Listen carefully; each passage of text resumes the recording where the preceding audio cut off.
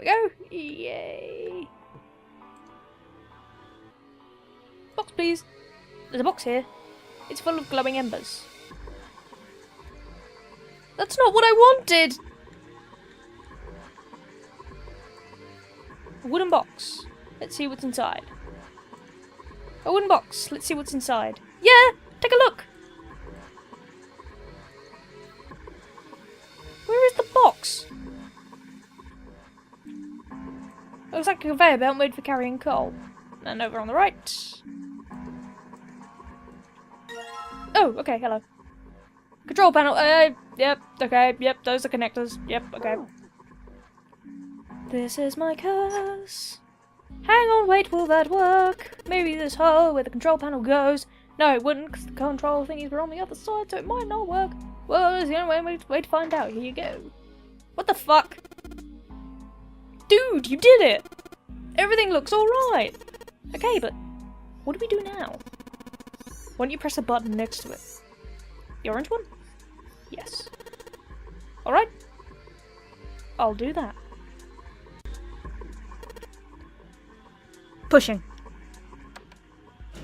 Bing! Sweet! All sorts of lights are lighting up on this thing. And... oh yes! I think I just heard something turn on. Oh? What's that? What happened? Junpei, look! The conveyor belt's moving! The conveyor belt? Yeah, the thing that thing's attached to! Well, I guess it's done moving now. There's still a bunch of coal on the belt, though. It looks like a bunch of it got dumped off the end of this belt into that wooden box. Where we found the control panel. Coal. Coal, huh? Really quite thick, aren't you? Come on, box of coal!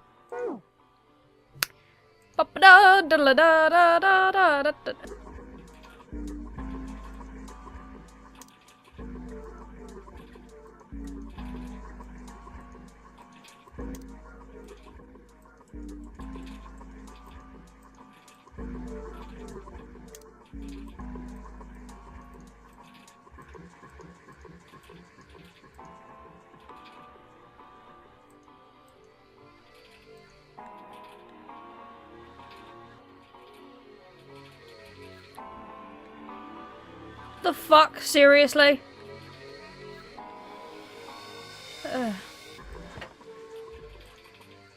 There's a hole that'll let us put coal into the furnace. Maybe if we get some coal in there, set it on fire. Okay, let's do it. Now, how the fuck do we light it? Alright, that's the last of it. No coal left in the wooden box. And nothing. Great. Well, I guess I should have expected that. Why would just throwing coal into a cold furnace do anything? Oh well, man can dream. Junpei, explain it to me again. You're planning to stoke the furnace with coal, which will heat the water stored up here and make steam, which will then drive something else. Am I correct? In other words, you want to generate enough pressure with the steam to power the turbine. And drive the steam engine, right? Yeah, I guess that's the gist of it. Well, in that case, this isn't enough coal. This furnace is enormous. So we're gonna need a whole hell of a lot more coal than this. Very well then. If the three of us work together, we should be able to manage to fill it much faster. I want to help too. Man, I totally even didn't see her walk up. Are you feeling up to that? Yes. Well, alright, you look like you're one stiff breeze away from falling over, June. You better take some more rest, alright? But no arguing! You need your rest. So you just stay there. We'll handle this. Okay. I understand. Alright. Time for some manly work. Let's get this coal into those furnaces.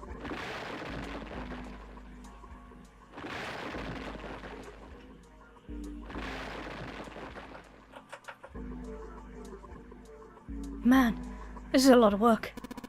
Alright, I think this should be sufficient. Alright, now we just gotta light it. Junpei, hand me your matches. What makes you think I have matches? I see. Then how are we gonna light it? Perhaps there's a device nearby that will allow us to remotely ignite the coal. Let's take a look, shall we? Some sort of ignition device, huh? The lever! This is my curse. My only curse. Pull the switch. This... I think it might be. It probably is. I think this is how we might ignite the furnace. That means that if we move this thing down... Alright, let's do it. Here we go. Hey, Junpei, Ace, look at this. The big gear's turning under the boiler here. Huh?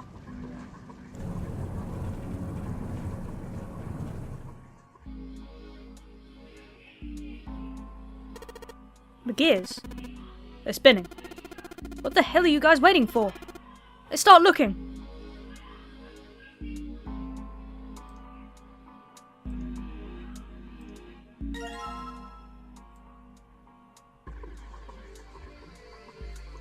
Okay.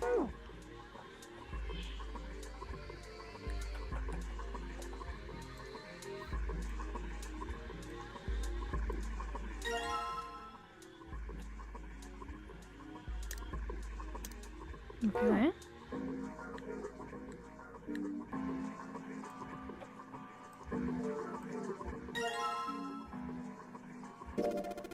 A silver disc. There's a bunch of lines on it, but the red ones really stand out, right? The red ones, huh? The bronze disc. There's a bunch of lines on it in 3 different colours. Red, blue, and black. Well, this throws a hole in my theory! Gold disc. It has a number of lines engraved on it. I can make out 3 colours here. Red, blue, and black. I wonder what they mean. Do I put them back in? Where's the silver disc? Hey, Junpei, you remember that silver disc? Do you remember where it was when we found it? I think it was on the top. Why? Oh, nothing, just thinking. I'm pretty sure we found the silver disc in the top slot of this weird indentation. Yeah, so what do I do? What do I do? Okay. Okay. Zeke, you've been stumped. Don't look at the boxes, go up the fucking stairs. Thank you. And look at this. This slider is locked in place. It won't move. Slider is locked. Slider is locked. I don't need to move the slider.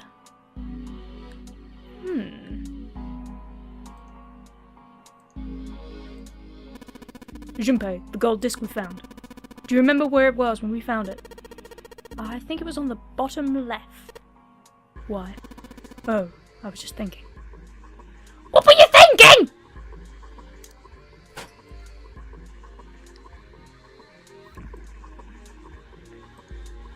Yeah, I want to put it on the bottom left. Golden gear, there is nothing in the indentation. Oh, why won't you let me? Am I allowed to do stupid shit? Maybe I have to check them all. The indentation where I found the bronze disc in the bottom right. There's nothing here anymore. Indentation where I found the bronze disc in the bottom right. Nothing here anymore. Combine?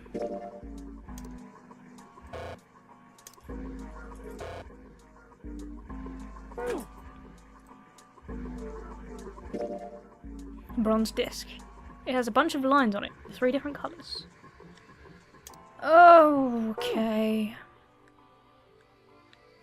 This is to make up for you claiming you were such a smartass. Now they're going to make you look like a plonk. One of the doors in the furnace. There's a C on it. One of the doors to the furnace. Oh, good point. I can't go fucking back in the furnace because it's fucking on. Hey, Junpei, what are you doing? It's hotter than hell in there.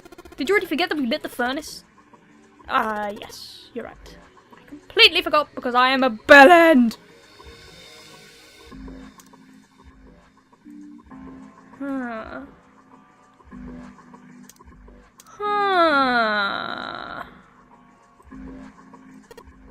Hot. What kind of an idiot are you? It's hellish inferno in there. Of course it's going to be hot. The bottom of the massive boiler. Engine's running now, there's nothing else we need to do. Conveyor belt comes out of a sort of arch-shaped tunnel. I don't know. Use it. Control panel for the conveyor belt. It's covered in lights. Lights in the button. I don't need to press it.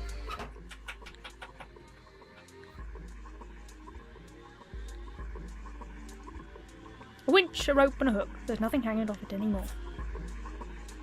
There's a pair of boxes here.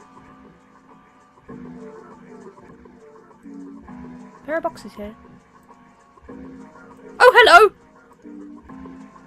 Looks like this thing unlocks the door. There's a depression here that looks like it's the outline of 3 circles laid on top of each other in a triangle. Maybe if we put those 3 discs we found in this thing. There's only one way to find out. Let's stick them in. Huh? That's odd. Nothing's happening. Maybe you're, I don't know, put them in the wrong places? Perhaps you have them facing the wrong directions. Perhaps you should rotate the discs to make some of the lines connect to one another. Well, that's pretty obvious, so let's give it a go. Instructions for operation! Do the shit!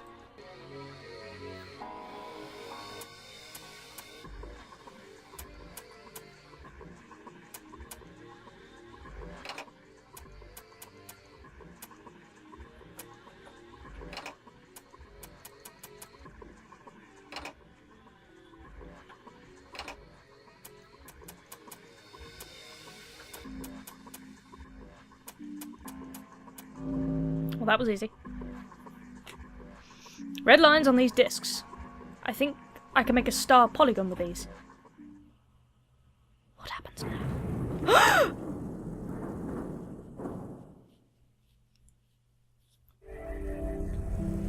You found it! Sweet ass. Yes! The door's open! Given the circumstances, Junpei's happiness was certainly understandable. Ace seemed to share his excitement. Alright, Junpei.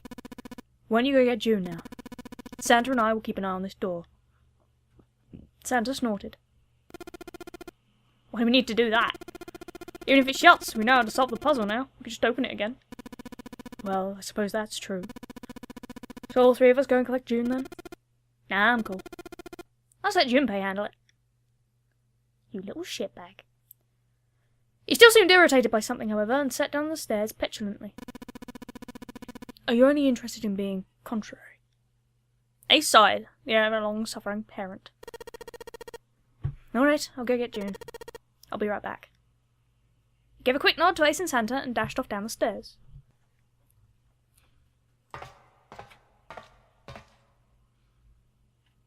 Before long, he was back on the first floor next to the conveyor belt. And June. As he drew closer, she stood up. Slowly.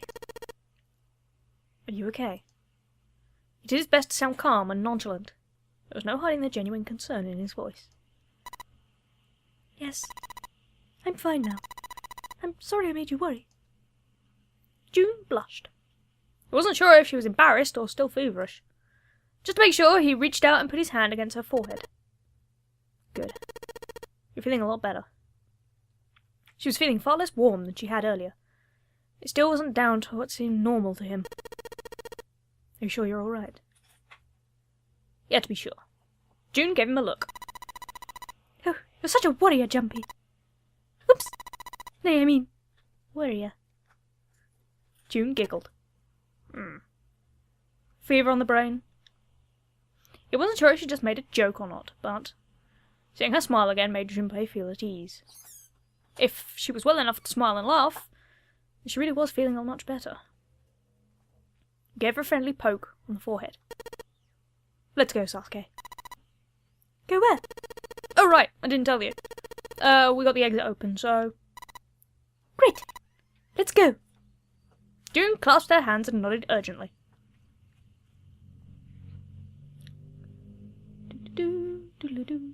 As they walked back towards the exit, Junpei noticed Santa sitting on the stairs. He was, however, holding something in his right hand. Motherfucker.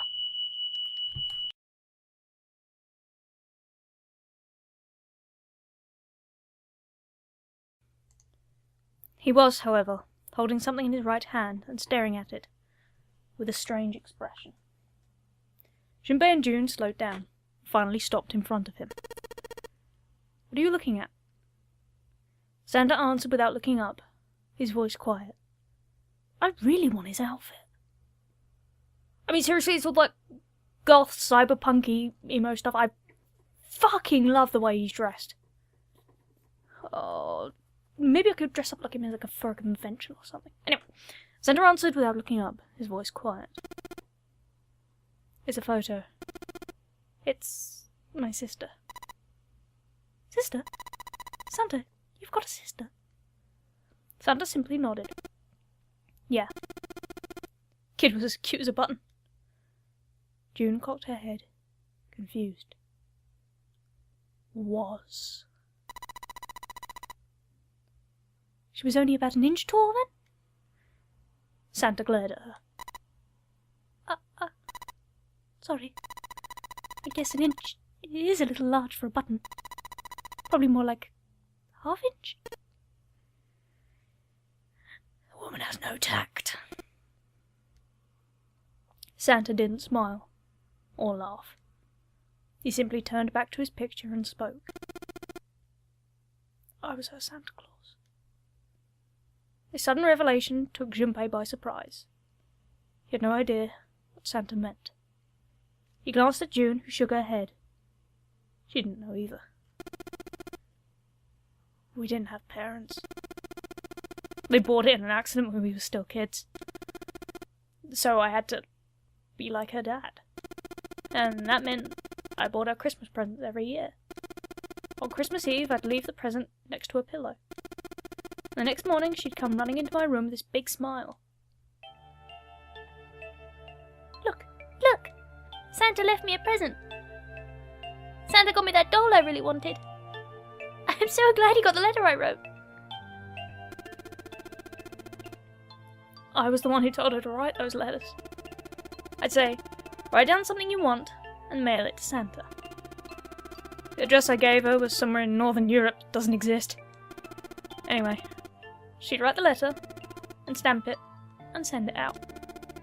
Then a few days later, it'd show up back in our mailbox, marked address unknown. I'd open the letters before she figured out that they'd been sent back. Once I had the letter, I'd go around to a couple of stores with some money I'd saved up over the year and buy the stuff she'd asked for. It took a lot of saving, but I managed to buy her presents every year. Junpei was silent. He could think of nothing to say. June looked down, uncomfortable. The wall next to him suddenly groaned. Either he hadn't heard the sound or he didn't care. Santa kept talking. One year, her letter was different. She didn't write a list of toys she wanted or anything like that. Instead, it said, I don't want any presents this year. Instead, I want you to make my wish come true. My wish is that we'll be happy like this for a really, really long time. But I couldn't make that wish come true. Some Santa I am. Santa looked sad. Junpei had never seen him look sad before. He wasn't sure he liked it. Junpei decided it was probably best not to ask Santa any more questions. But what happened? Oh, June, you insensitive bitch! June glanced up at Santa quickly as she spoke. He answered, but only with an effort. She died. She was killed 9 years ago.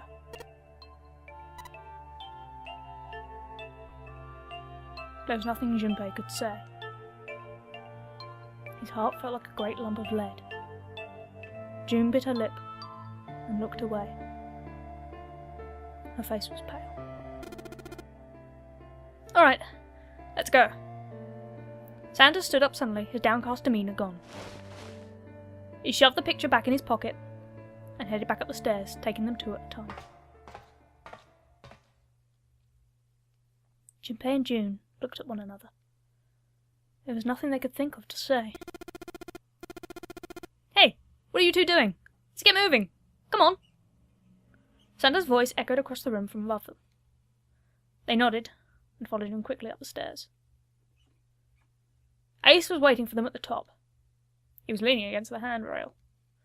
He looked very tired. The door had shut, but it wasn't cause for concern. Junpei quickly solved the disc puzzle a second time, and the door opened once again.